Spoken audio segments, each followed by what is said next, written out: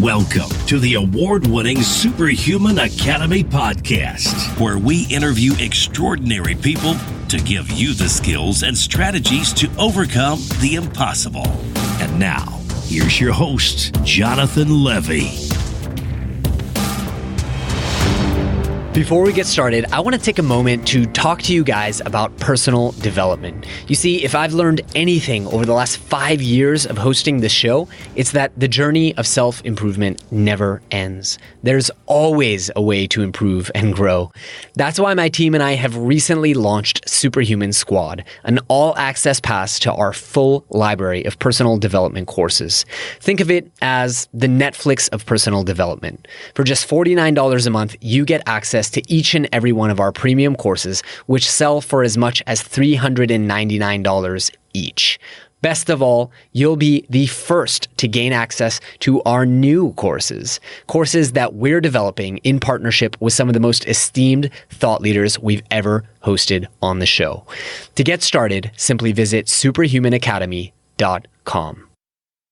Greetings, super friends, and welcome to this week's episode, which was lovingly crafted thanks to a review from Andy Cohen of the United States of America, who said, "One of the very best, 5 stars. I stumbled upon John Levy in a previous life, and I am constantly grateful for it. Have been meaning to write a review as a small way to impart my gratitude for the incredible quality and depth of content he and his team put out. I never end a podcast without taking on something valuable and actionable to enrich my world and those who are a part of it. Thank you sincerely to the whole team. May your reach continue exponentially." Well, wow. First off, thank you so much, Andy.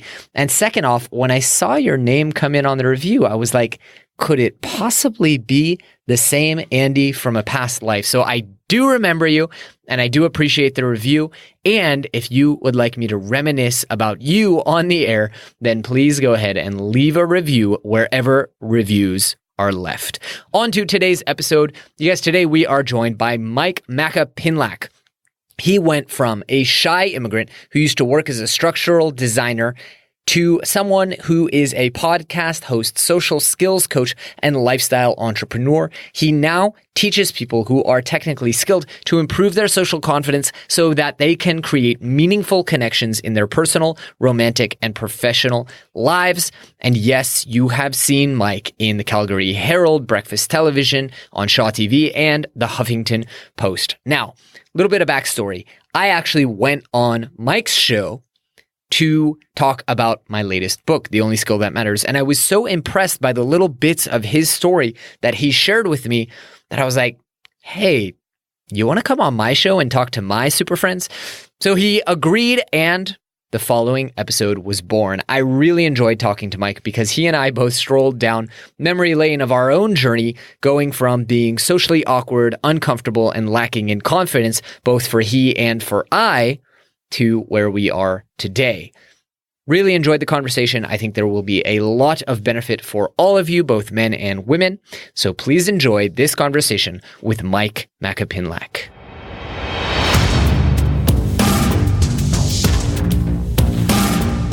Mr. Myke Macapinlac, how are you, my friend?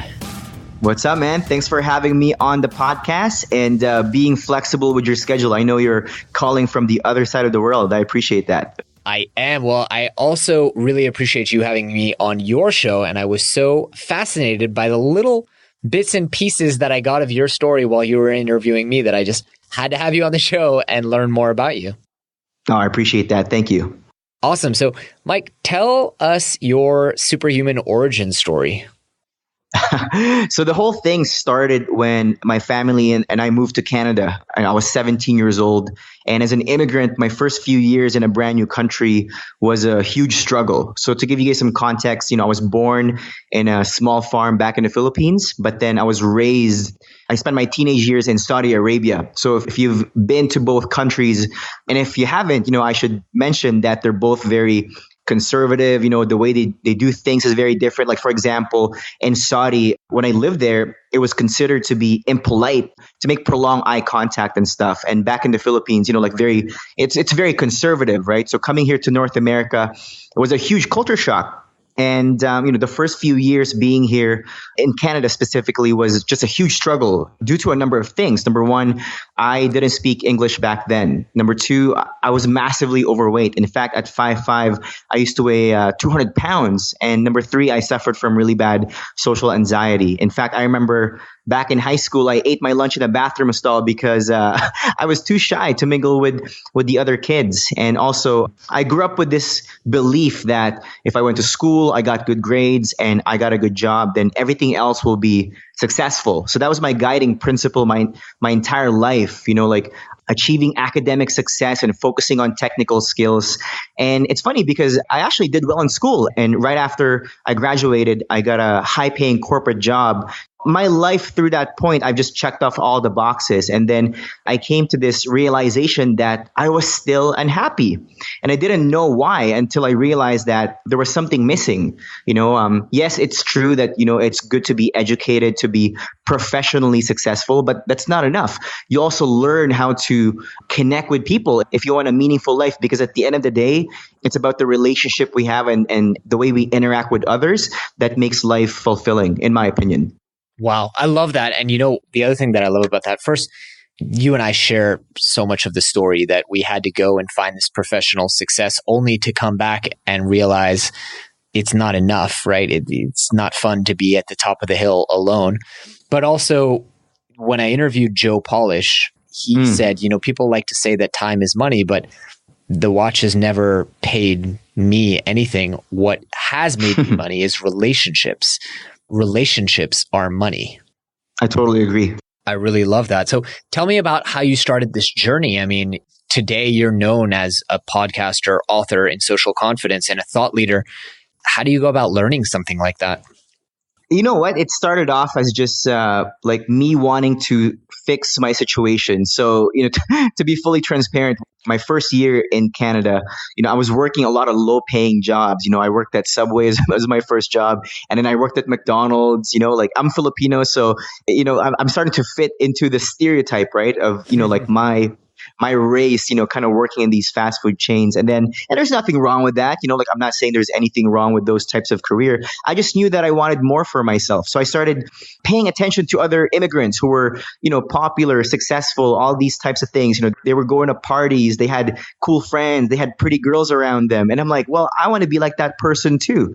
The whole journey started with self-education. I started just Googling online and, I found a lot of stuff that were, I guess, like pickup related, like a lot in the seduction space. And back then, those were the only things available, right? Especially, I think when I started my journey, The Game was a really popular book, and they were showing up in the search engine. So I was like, oh, there it is. I found the solution to my problem. So I started consuming a lot of that type of stuff. And then I realized that it didn't resonate with me, just memorizing lines and routines just it didn't feel good to me, so my journey also, I started to include some spirituality in there, getting deep into NLP and personal development. And I also got involved with other companies who taught this kind of stuff. So at a young age, like 19, 20, 21, that's when I became aware of this industry, right? This, whole personal development space, men's empowerment, dating advice, social skills advice. And through self-education and getting involved with those companies as an intern and then later on becoming a coach, that's what catapulted my journey to where I am today. Really cool. So you really did what we call in our super learner methodology, brute force learning. You learned from as many different sources and different possible ways as possible and started to synthesize, started to test this stuff in your own real life and see what worked. I didn't have a choice, man. I was tired of being that guy, who sits at home on a Friday night watching TV or playing video games. I'm like, I got to fix this issue. I was just so tired of being lonely. I had to do something about my situation.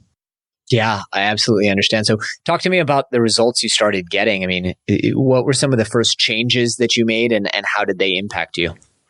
initially it was superficial, like it was more just like, getting dates, right? Like having girlfriends, but then I wanted more because I felt like the whole seduction space got me out there and started approaching people and meeting people, but it didn't teach me how to have deeper and more vulnerable conversations. I think when I got more into the spiritual part of my journey, like healing the inner child, so to speak, right? Confronting my old wounds and, doing something about it and really accepting every part of my being. I feel like that's when my ability to connect with people, both on a romantic and professional and personal level, that's when things took off. Like now I have really deep friendships with some really good male friends. I'm in a, happy romantic relationship. And yeah, like I've built a good professional network with other like-minded people because I'm not afraid to go first. I'm not afraid to be seen anymore. I'm not hiding. And I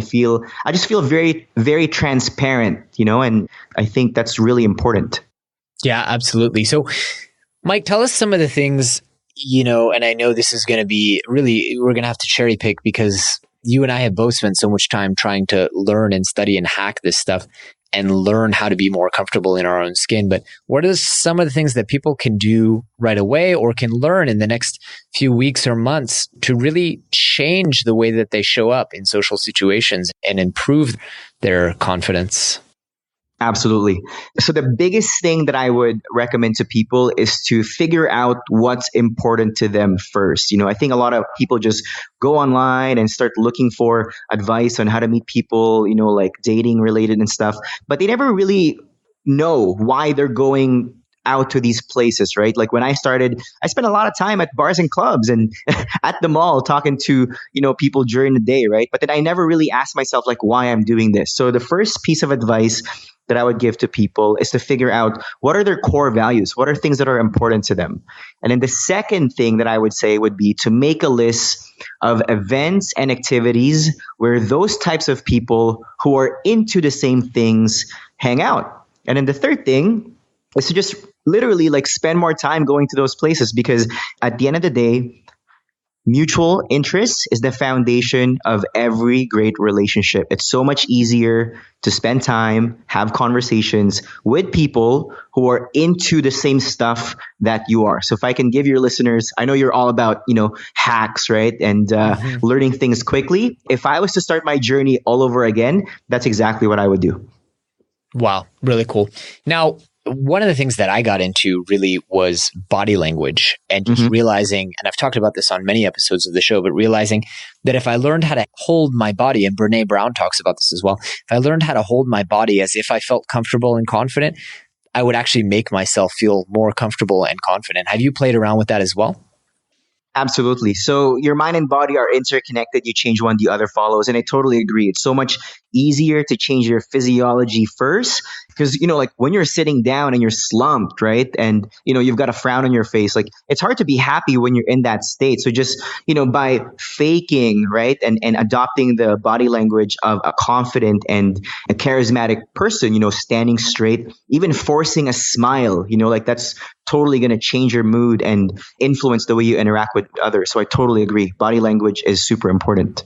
Love that. Really, really love that. So any other things people should be aware of when it comes to social confidence, misconceptions that you see that are shared out there all the time, or other ways that really you want to educate the world that there are different ways to go about skinning this? I would say the most important thing that people should develop is self-awareness. It makes me sad when I just see people, especially younger people these days, right? And I don't mean to come across like that old guy wagging his fingers, kids these days. But I would say that a lot of people, in my opinion, spend way too much time on their phone, and that's affecting their ability to connect with people, right? They're so concerned about their, social media following and friends that they totally neglect their in-person relationship. So that's number one. I think just spend less time with your phone and disconnect from technology every now and then and have a face-to-face conversation with people, and the other thing too, I would say is spend more time in nature. I think, when you go for a hike, when you go for long walks, I think a lot of people avoid that because they're afraid of listening to themselves and confronting the beliefs that they haven't dealt with, right? So by spending time alone, I think, really developing that sense of self-awareness, I think that's a really good place to build relationship with other people because you're building a good relationship with yourself first. That's really wise. Really, really wise. I actually want to jump back, Myke, and talk a little bit about pickup because I think it's a super interesting topic. And exactly as you said, when I tried to get into this stuff and learn and really out of the honest desire to have more relationships with women, not specifically sexual relationships, I really tried to dig in and learn these things. And the only things that I found, as you said, were books about pickup. And I have to say, so I have a degree in sociology, right? I have to say that a lot of the stuff that I learned from the world of so-called pickup artists was super valuable, super empathic. A lot of it wasn't, by the way. A lot of it was horrible and misogynistic, and I kind of threw the book out the window. But a lot of it was really valuable stuff. For example, a lot of these pickup artists will talk about asking questions and showing interest, genuinely listening, making eye contact, touching in non-sexual ways if you're going to touch someone, right? Like finding ways to, and I guess I was reading this 10 years ago, so obviously the boundaries of touching have changed quite a bit. But if you're meeting someone in a context and you are speaking with them for a few hours and there are clear what they call indicators of interest, and this person is, whether that you're a man and they're a woman or vice versa, this person is showing indications of interest and you are not engaging with them and touching based on clear consensual invitations to touch. There was a lot of value there. And I think that whole industry gets such a bad rap because the bad eggs that are about getting women into bed and being unscrupulous. But I don't think you should throw the baby out with the bathwater. I'm curious to hear your take on it. Yeah, no, I totally agree with everything you said. And I do agree that there's some benefits learning those things. And also, I do agree that the whole industry gets a bad reputation. And the reason why is this. Most people who get into this, type of work, they take things literally, right? When they read these lines and routines, they think that if I just tell these stories and, tell this girl that I'm talking to that I have a stripper girlfriend or, approach those group of girls and ask them if they saw the fight outside, that kind of stuff. It's crazy because they're saying these things without really understanding the reason why, right? So yes, it's true. There is value learning how to, flirt and understanding that, it's okay to start conversations with strangers and stuff like that. But at the end of the day, you have to understand the principles of why these things work. And then you want to ask yourself, how can I make this work for me? For example, in pickup, they talk about, demonstrating high value, right? So instead of repeating other people's stories, you do interesting things, go through your week and okay, well, what can I do this week that's cool and interesting and authentic to me so that when I talk to people, I can just talk about what I did that was cool and interesting, which is a demonstration of high value if you are doing cool and interesting things without having to fake it. For example, these days when I meet someone and they ask me about what I do, I've written 4 books. I've been a podcaster for 3 years. I've spoken internationally, right?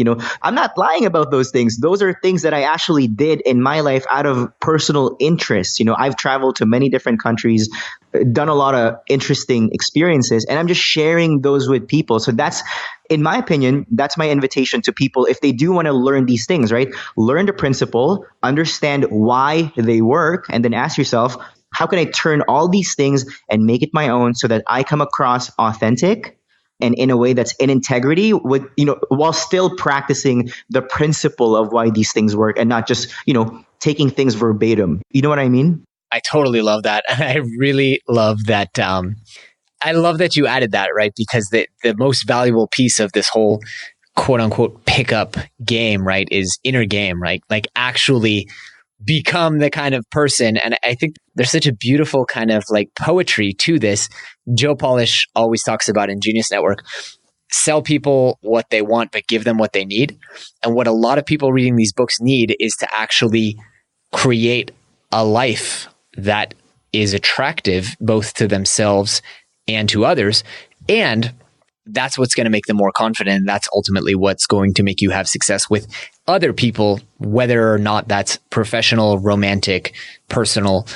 And so I love that poetry of like, come in to learn all these cheesy pickup lines. But at the end of the day, what you end up doing is picking up some hobbies, improving your self-confidence, getting into the gym and doing all these things that genuinely make you a more confident and interesting person. And I love that so much.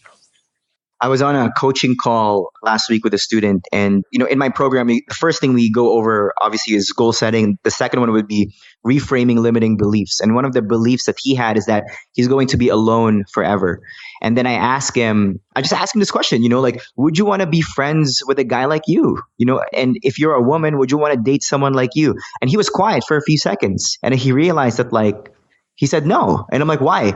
Wow. And he said that because he doesn't have a lot of things going on for him. And I'm like, okay, well, let's fix that, right? What can you do this week that would make you a more attractive and interesting person? So, over time, he started signing up for dance classes. He started actually building friends and a social circle. He started making a list of things that he appreciates about himself. He started thinking of his life like longer term, like, what do I want my life to look like? Just living more intentionally and for himself. Because here's the thing, at the end of the day, sure, maybe you can get away with memorizing these lines and techniques and routines, right? And maybe you can fool someone for a short amount of time, but the truth will always come out, right? You can only fake, a personality for so long until the true version of you comes out, right? Like, I'm not religious, but there's a quote in the Bible that I really like, and it says, "For where your treasure is, there your heart will be also," which means that whatever is inside of you is always going to come out no matter what. So instead of faking it, just become that person that you want to attract. So it becomes a win-win situation, and it's a mutual interest from both parties. And you don't feel guilty having to, because you're not tricking people, you're just being who you are. Totally. And I would argue that people who do have success because of the tactics and the pickup lines, which, by the way, there's, again, even in just the tactics piece, there's good stuff. I piqued my interest, I guess I should say, in body language from the world of pickup and learning, wait a minute, when I walk up to a woman and my shoulders are squared and I talk to her, that's very intimidating. It makes a woman feel unsafe. What I can do is angle my body in such a way that I don't seem like I'm trying to dominate her physical space. That's a valuable thing for young men to know. But I guess where I was going with that was that even if the techniques alone do work, they work because you become confident knowing the techniques. You become confident knowing, if I go into this social situation, I'm going to know how to hold my body. And that confidence is then what gives you the improved results. I agree. And then the other thing that I would say, another important thing that I learned from, this whole thing is that, being empathetic, when you understand how women think, and when you understand attraction, and when you understand, social value, how to build a social circle, number one, you don't take things personally, right? Number two, you feel disappointed less. And in my opinion, that's one of the biggest reasons why most people quit. They get disappointed because they have mismanaged expectations, right? And when you understand the playing field, when you understand this is how you make friends, this is how you attract a romantic interest, this is what a confident person looks like, you start to manage your expectations so that, when things get tough, which will inevitably happen, you don't quit, right? Because you understand that, oh, this is just how things work. And, it does take time and so on and so forth. Totally, man.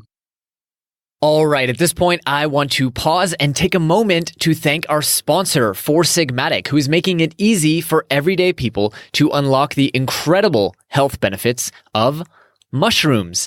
I originally learned about Four Sigmatic when I met their founder at a conference in 2015, and I have been pretty much obsessed with their products ever since.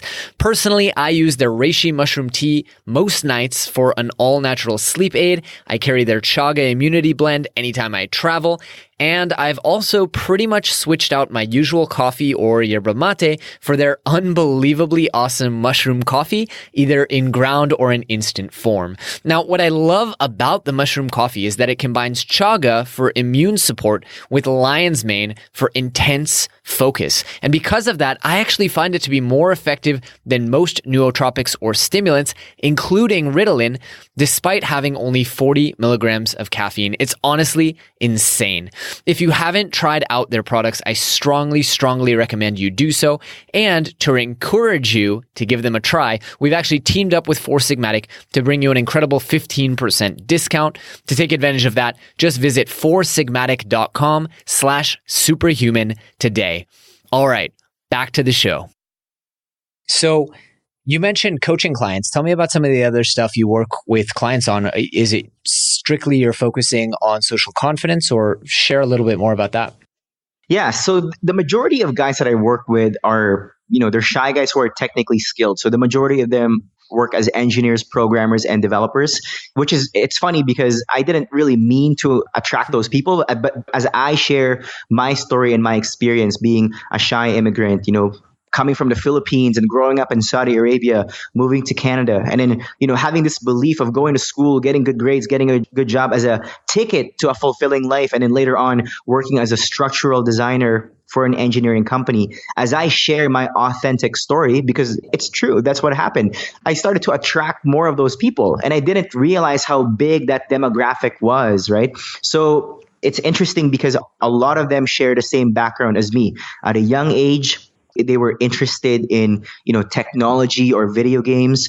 They grew up in a small town, which didn't really have a lot of people. And number three, again, they grew up with that belief that, acquiring technical skills, becoming successful academically is your golden ticket to life, right? And that's why they didn't have a lot of experience growing up. They traded parties for libraries, right? They didn't participate in, any social group back in school because they were too busy studying, because, they're really holding on to this belief that by the time I graduate, I get that high paying job, then everything else will just take care of itself. But that's crazy, right? It's like working out. If you don't go to the gym, you're going to atrophy, right? You lose what you don't use. So these people up until 25, 27, 28, they have very little awareness of how to connect with people because they've been so focused on acquiring technical skills that they neglected their soft skills. So what I do as their coach is I bridge the gap, right? So in my program has 6 phases. The first one is all about mindset. So again, setting goals, determining your core values. Because like what I said, right? It's so much easier to spend time with people who like the same things as you. And then the second thing would be, having a better self-image. A lot of guys who have taken the program, oh my goodness, they have the nastiest self-talk ever. Like you should see the beliefs. Oh man, like they beat themselves up unnecessarily. So, helping them change the way they see themselves, right? Through, gratitude, coming up with things they like about themselves and all that stuff. And then the third thing would be first impression. You and I both know that you never get a second chance to make a good first impression. So I give them an online image makeover. So their style represents their personality. Again, we talk about body language, vocal tonality. And then after that, we manage their anxiety when they're approaching people. And then I teach them basic conversation skills. How do you start conversations? How do you make small talk? How do you answer some of the most common questions, right? Like, what do you do for work? What do you do for fun? Tell me where you came from. You'd be surprised. Most guys are just like, I'm an engineer. I came from, China, right? I do hiking for fun. They just give one-word answers. They're making it very difficult for people to talk to them simply because they don't understand what makes a good story. And then lastly, I help them design a social life that's congruent to their core values. So I help them find these events and activities so that, they can go, they can socialize. And it's easy, it's simple. Like, man, I hated going to bars and clubs, but I thought that was my only option to go out and meet people. I just didn't know any better, right? So knowing what I know now, having experience in, the dark side, so to speak, and having my own personal experience, I've designed a program that I personally wish I had when I started out. Wow. I love that. I really love that. And I can imagine that accountability is such an important part of what you do, right? Because we all know, I know that I should be going to more social events and doing more fun and adventurous stuff to have a more fulfilling life. But believe it or not, it's actually my business coach who holds me accountable. And it's the reason why I have paintballing on the calendar right now. I have indoor skydiving on the calendar, water park. I mean, like, someone who looks at my calendar must think I'm like a 6-year-old kid on summer break. But I have to be accountable to someone because otherwise it's so easy to let myself down. Exactly. And it's a big thing, right? Like, a lot of people who have taken the program, they've read every book, they've watched the videos on YouTube, they've listened to the podcast. But the thing is, information doesn't cause transformation. And then the other thing too is that people have individual situations, they've got their own thing that's going on for them. So they need someone to give them more tailored and specific feedback based on what they're going through. Sometimes you can hear the same lesson over and over again, but if it's delivered in a way that doesn't make sense, you're not going to hear it. But if it's delivered in a manner that resonates with you, then that's when you have that aha moment. And, you can't unknow what you know, right? Like you can't unring a bell. Once you know something, your awareness expands, therefore your emotions change and your action changes too. And in my opinion, that's the importance of having a coach, having that specific feedback that you can't see, but someone who's from the outside can give you an unbiased feedback because, like they're invested in your success, right? Because you're paying them. I love that. And I loved your quote there, information isn't what creates transformation. Because right now, in the last week, and obviously, we're recording this in August, but we launched our preliminary pilot for our coaching program. And it's because of that. It's because I know it's not the information alone in our super learner programs that's going to create the transformation. People need that accountability. So hopefully by the time this episode airs, people will be able to actually hire a super learner coach on our website. Absolutely. That's super important. Really cool. Now, Myke, I have a sneaking suspicion that someone like yourself, like myself, who spent so much time trying to figure out this one area of life and learn as much as they can and improve as much as they can about it, I have a feeling that you've also done that in a lot of other areas and that you've really paid a lot of attention to, improving yourself. So tell me, what are some of your big areas of personal growth that you've really invested the time and energy in? That's awesome. So what I love about that question, just to, kind of preface my response, I received the questions you were going to ask me ahead of time. And there was one question there that I particularly loved. And you said that, like when you're learning something new, like what do you do? How do you learn? Right. So that's how I'm going to answer your question. So my first journey to personal development wasn't actually socializing. It's my fitness. Like what I mentioned earlier on during the call, I was 60 pounds overweight. I used to be 200 pounds at 5'5". So my first journey into self-development was getting in shape, right?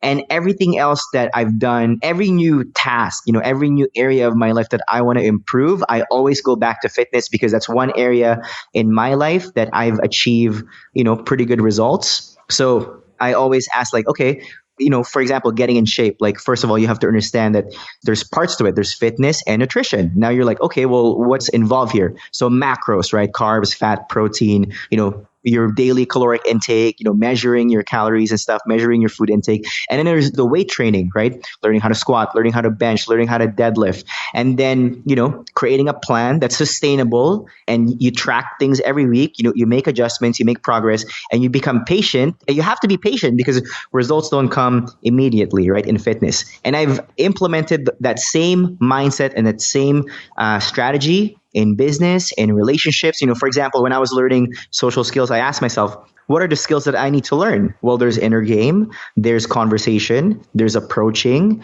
there's body language, there's style, there's like building a social circle, there's attracting romantic partners. Cool. Now I started making a list. I'm like, okay, what are the things involved in all these tasks? And then I just systematically learn these things. Because in my opinion, the biggest reason why most people quit is overwhelm.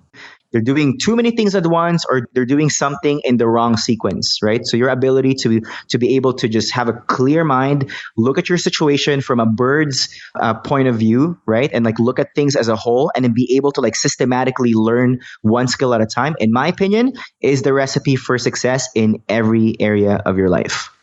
I love that. I think that's so incredibly valuable. What does your superhuman daily routine look like? Or what are some of the things you did to feel superhuman today? Oh man. So I've got I've got a mindfulness practice. So I start my day with just meditation. And then I've been working for myself for 7 years. So to me, like environment is huge, because I feel like a lot of people are trying to, use their willpower. But in my opinion, it's so much easier to just change your environment to make the right habits more consistent. So for me, like I treat my business like a job, right? Like I leave my house at a specific time. I, hang out at a coffee shop or at a co-working space.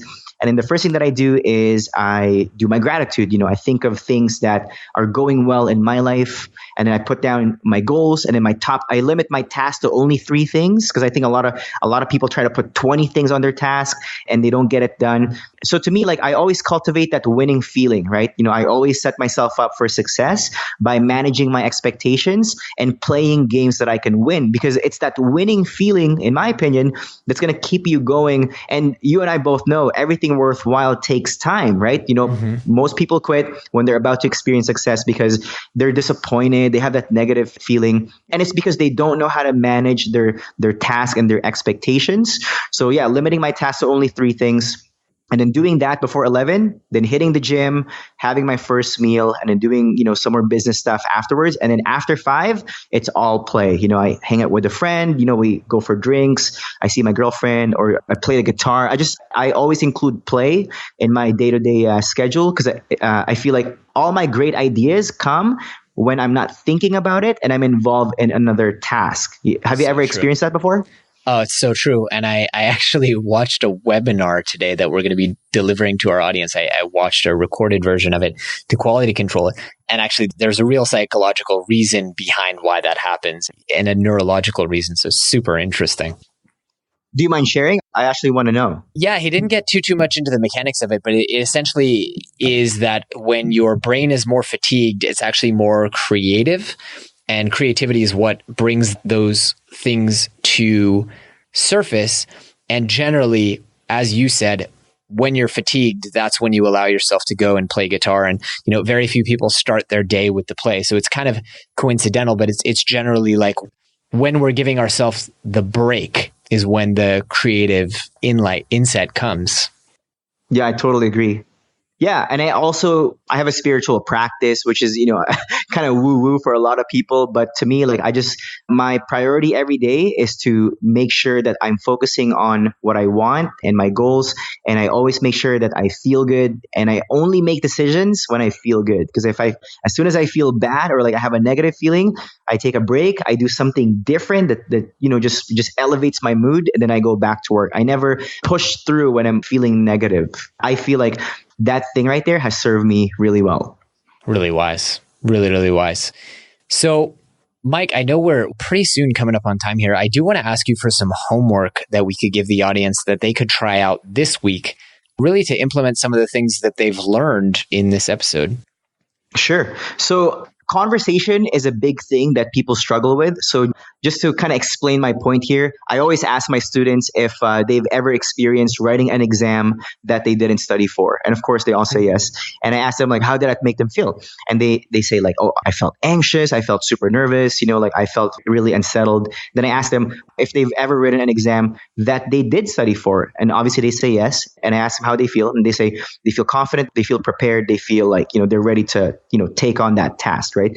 And I tell them that most people who struggle socially approach conversation like the first situation. They go out and they have no idea. They've never prepared how to answer some of the most common questions, right? So the homework for you guys, if you want to improve your conversation skills today, identify the social situation that you have on a weekly basis, and then just ask yourself, what are some of the most commonly asked questions that occur during these situations, and what are topics that get talked about here all the time? And your homework is to just prepare those stories in advance, right? And also, when you're coming up with your stories, I recommend you write them down. You want to include a lot of sensory details when you're telling a story. What did you see? How did you feel? How did it smell if it's relevant? How did it taste if it's relevant? What did you hear? Stuff like that. So when you include sensory details in your story, it makes your story more engaging instead of just, being logical and answering in like one-word answers. So by including more details in your story, it makes your story more exciting to listen to. Number 2, it's easier for people to relate to you. right? So don't just give one word answers, be descriptive, explain things in a way that people can respond to much easier. So that's a quick hack that people can implement with their conversation. Just prepare your stories ahead of time. I like that a lot. Tell me about some of the most impactful books you've ever read that have really changed your life. I know you've done a lot of reading on this topic. Sure. So with regards to social skills, I would say the most impactful book that I've read would be, obviously How to Win Friends and Influence People. That's one. Number two would be The Game, right? That's the book that I think more than anything gave me hope that this is possible, that I can do something different. The third one would be Charisma Myth. I think that's a great book too for people to dive into. But in my opinion, what's really made a difference for me is having a spiritual practice. So Ask and It Is Given by Esther and Jerry Hicks. Because that just really, because at the end of the day, like, the relationship you have with yourself is what determines the relationship you have with other people.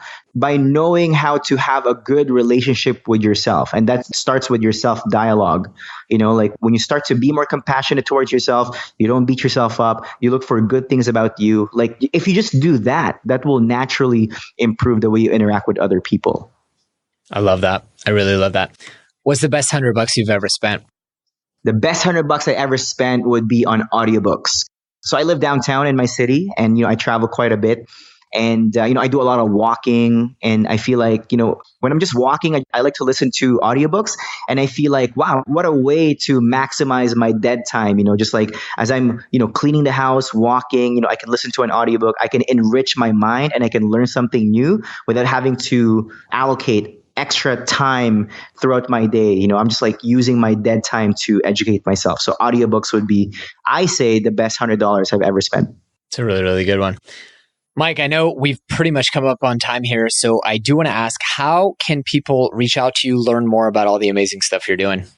Absolutely. So just go to my website, socialconfidencemastery.com, Social Confidence Mastery on your favorite podcasting platform, Social Confidence Mastery on Instagram, and Social Confidence Mastery on YouTube as well. Awesome. And if people want those links easily at their fingertips, they can go to superhuman.blog and find them there. Myke, thank you so much for coming on the show. Before I let you go, though, I do want to ask, if people take away one big message from this episode and they carry it with them for the rest of their lives, what would you hope for that to be? It's a quote from my favorite documentary. It's called The Minimalism. And they said, to love people and use things because the opposite never works. Love that. Love that.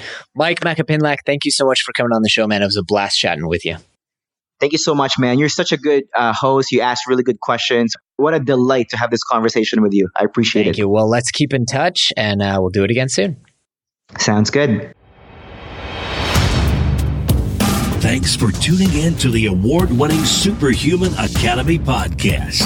For more great skills and strategies, or for links to any of the resources mentioned in this episode, visit superhuman.blog. While you're at it, please take a moment to share this episode with a friend and leave us a review on iTunes. We'll see you next week.